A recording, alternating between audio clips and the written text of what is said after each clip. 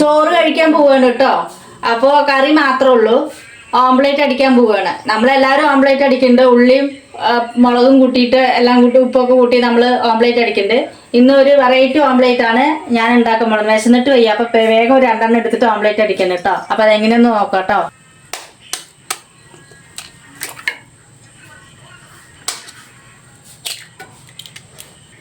മഞ്ഞൾപ്പൊടി ലേശം, കുറച്ച് മുളക് പൊടി, കുറച്ച് ഉപ്പ്,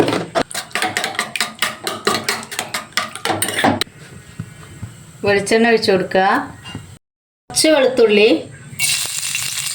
ചെറിയ ഉള്ളി പൊടി പൊടിയായിട്ട് അരിഞ്ഞത്,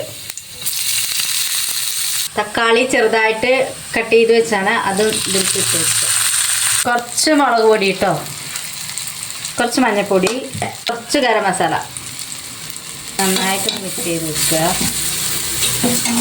ഇതിൽ കുറച്ച് ഉപ്പിടുക. ഇനി കോഴിമുട്ട കുറച്ച് കലക്കി വെച്ചിട്ടുണ്ട്, അത് ഇതിലേക്ക് ഒഴിച്ചു കൊടുക്കുക.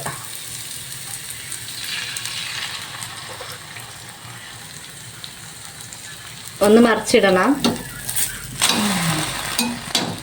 രണ്ടാം മസാല ഒക്കെ അതിൽ പിടിച്ചിട്ട് കണ്ടോ സെറ്റായിട്ട്. സ്റ്റവ് ഓഫ് ചെയ്യട്ടെ. അത് റെഡി ആയിട്ടുണ്ട്. സിമ്പിളായിട്ട് ഉണ്ടാക്കാൻ പറ്റുന്നതാണ്. അപ്പോൾ ചോറിൻ്റെ കൂടെ ഏറ്റവും കഴിക്കാൻ പറ്റിയ ഒരു ഓംപ്ലേറ്റ് ആണ്. അപ്പോൾ ഒന്ന് ടേസ്റ്റ് ചെയ്ത് നോക്കട്ടെ. അടിപൊളിയായിട്ടുണ്ട്. ചോറിൻ്റെ കൂടെ കറിയൊന്നും വേണ്ട കേട്ടോ, ഇത് കൂട്ടി കഴിക്കാം.